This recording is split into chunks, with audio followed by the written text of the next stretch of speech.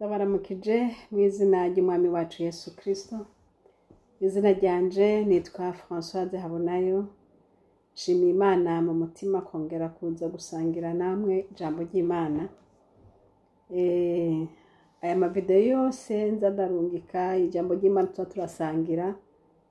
Wifuza kubiraba canke ukagomba kuraba ibyo bano naravuze ejo canke hirya ejo canke mu minsi yarenganye, uca ugenda gusa kuri YouTube ukandika Habonayo, ucubona bica biza. Kandi ndashimiye Imana kuri mwese abansengera, ndashimiye Imana kuri mwese abantera intege mu makomantere n'ibindi. Imana y'ububasha ibahezagire. Uyu munsi rero ngombye kuganira namwe ijambo ry'Imana rivuga gukora ibikorwa vy'Imana. Dusangire namwe ijambo ry'Imana riri mu gitabo c'Abikorinto ba mbere. Abikorinto ba mbere igice c'15 hariya ku murongo wa 58 haravuga ngo, nuko bene data nkunda mukomere ntimunyiganyige, murushirize iminsi yose gukora ibikorwa by'umwami wacu, kuko muzi yuko ubutame bwanyu atari ubw'ubusa mu mwami. Imana ishimwe. Ubu ni Pawulo ariko arandikira Abikorinto abakomeza, ababwira ngo bakomere ntibanyiganyige, naho hoba hariho byinshi bibanyiganyiza. Ati mukomere mubandanye, ahubwo murushirize iminsi yose gukora ibyo bikorwa by'Imana.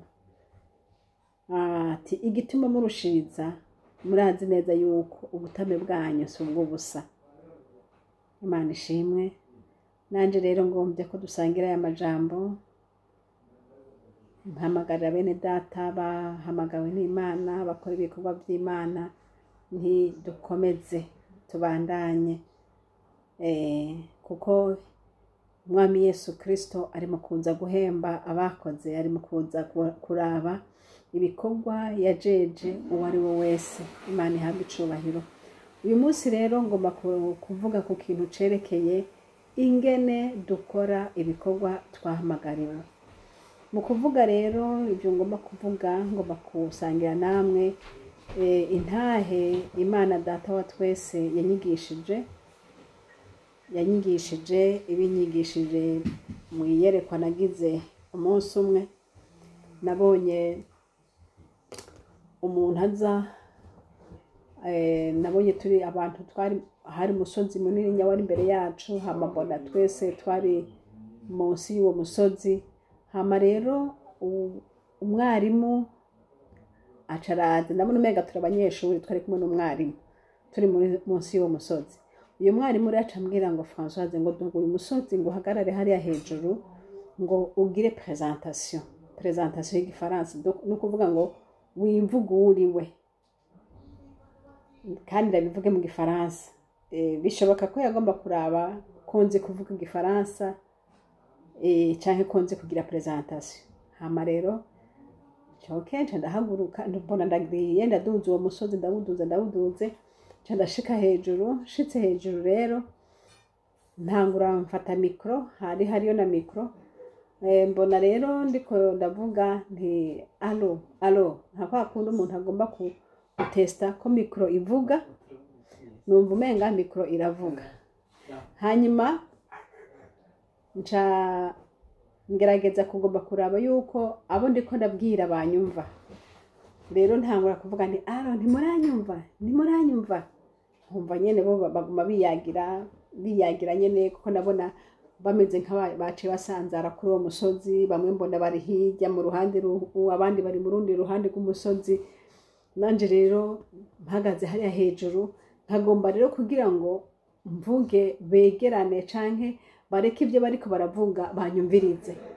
Rero ngerageje rero kubahamagarira kunyumviriza kuri iyo mikro, nkababaza ibibazo kugira ngo numve ko banyumva. Nkavuga ni ni muri mwebwe ninde yobazi izina ryanje, canke ninde yobanzi aho mvuka, canke azi umwe wo mu muryango wacu.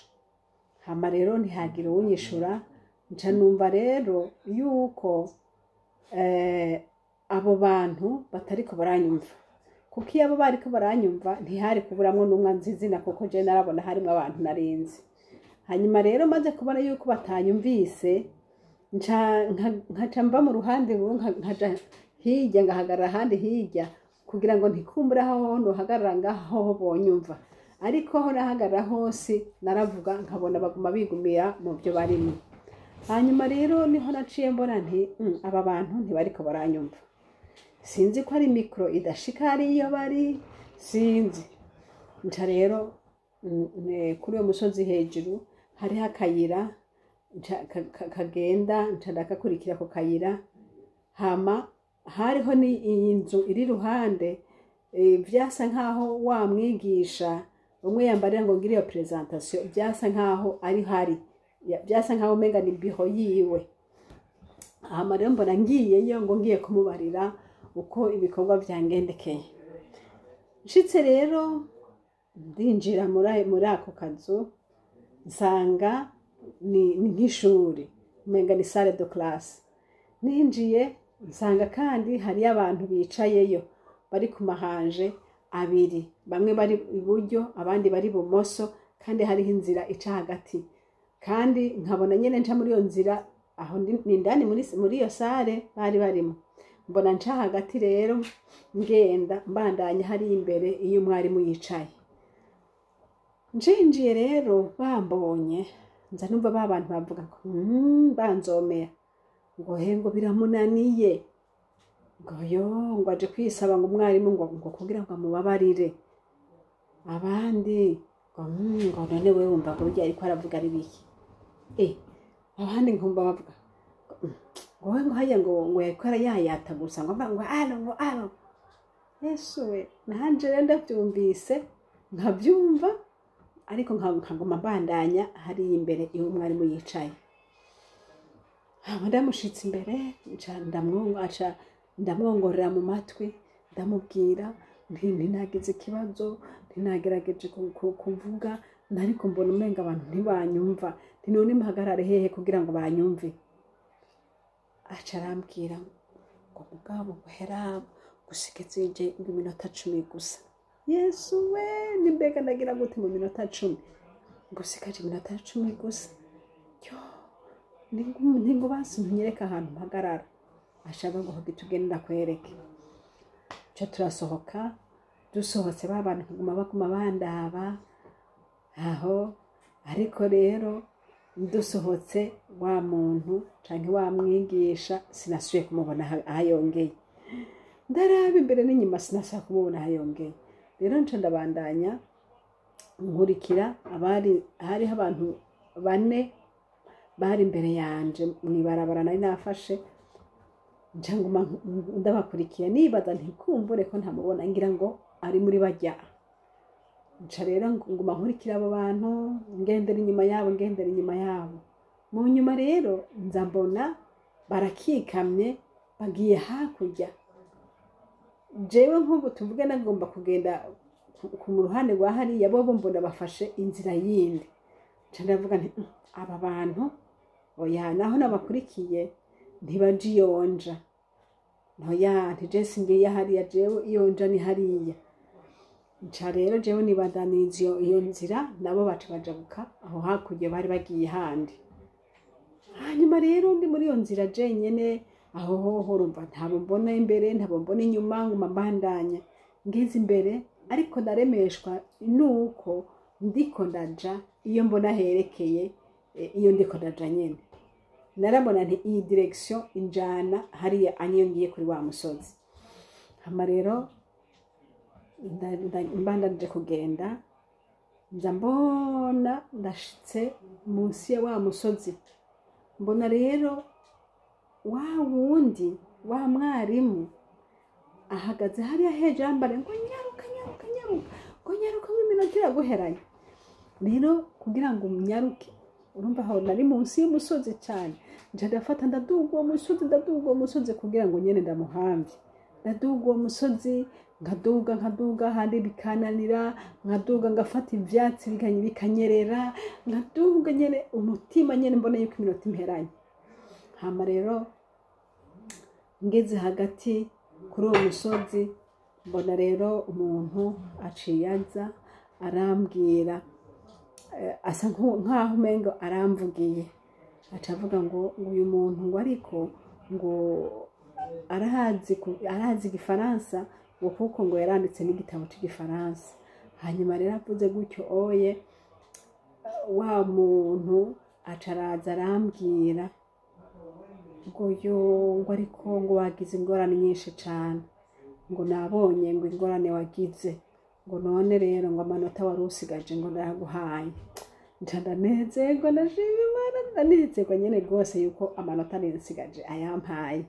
Hanyuma rero nza mbona haje ingazi, iyo ngazi rero ije nca ndayihagararako ikirandugana. Imaze kundugana rero mbona mpindukiye nca mvuga nti ntewe shetani nturomubeshe. Mbona rero nyangazi iranduganye. Bene data, ibyo bintu bisigura iki?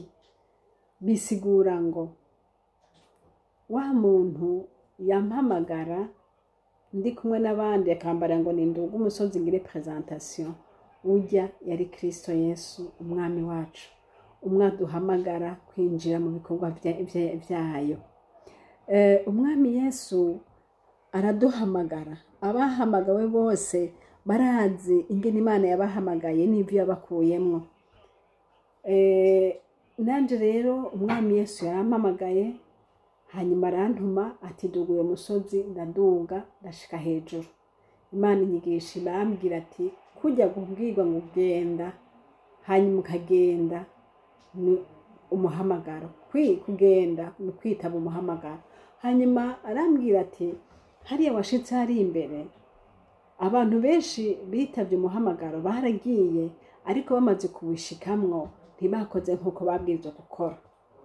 Ico bibagiye yuko bari muri jiri, bibagiye yuko bari mu kibazo. Mwene data ndagomba ndakubwire, kuva uhamagawe n'Imana n'igihe witavye ukavuga uti ego ndaje, hajya watanguye kwinjira mu kibazo. Yesu nashimwe. Ico kibazo watanguye rero uzi igihe wagitanguriye, ariko ntuzi igihe kizoherera. Nkuko nanje naragiye jeho hose nari nanamenye ko ndi mu kibazo, ariko nawe bishoboka yuko atavyo waruzi kuri mu kibazo. Ariko uyu munsi ndakubariye, ndakubwiye nkuko nigishijwe n'Imana ngo tuba twinjiye mu kibazo. Mu kibazo rero ico ari cyo cyose uhuriramwo n'ibibazo bitandukanye, uhuriramwo n'ingorane zitandukanye.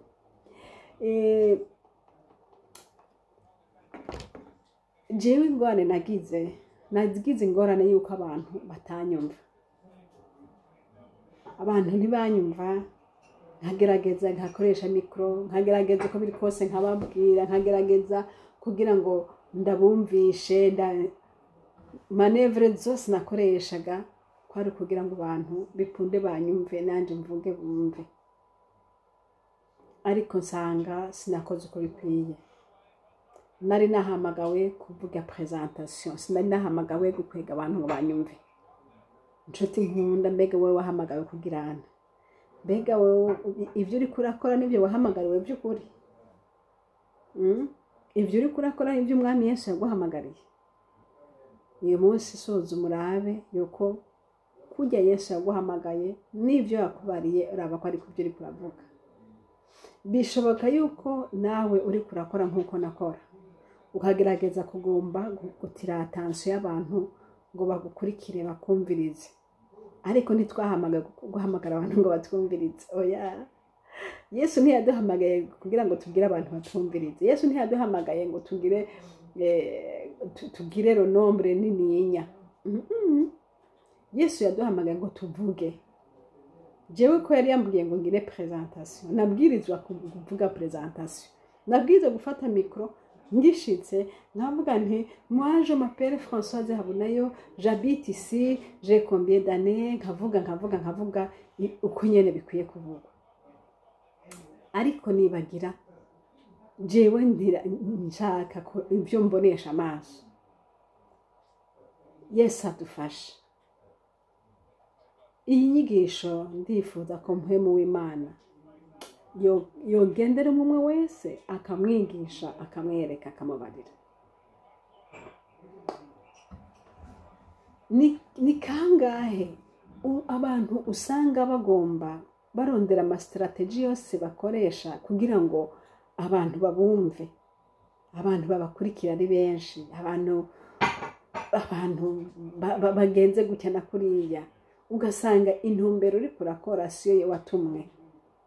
Aho wosengeye ibyo bagutumye, aho wosengeye ingene uri bukora icyo kintu, aho nari gutangura ngasenga nti Mana mfasha iyi presentation ndayigire neza, ibe presentation efficace, mvuga ibikwiriye kujamwo, kuko muri presentation bishoboka yuko bo bari bazi ibyo guye gushira mu ivyo ari byo. Bishoboka ko batari bakeneye ko mvuga izina ryanje ntahomba n'abavyeyi n'imyaka n'ibiki gusa. Bishobora ko hari ibindi barindiriye ko mvuga muri iyo presentation, ariko urabona ko utari ibyo nagiyemwo. Nagiye mu bindi, sinarondeye guperfectiona ibyo natumwe. Yesu nadutabare kandi mpwemu yera atugirire imbabazi, aduhishurire uko tukwiye gukora neza ibyo twatumwe. Aha rero yashishikaye ampishurira, arambwira ati hajya rero wagiriwe neza n'Imana kuko wibutse utereka ngende mbwire wa wundi yantuma ndamubwire uko vyangendekeye. Turabandanya rero tuvuge ingene wa wundi yanyishuye n'ico bisobanura n'inyigisho yavyo, turabivuga muri iki gice ca kabiri.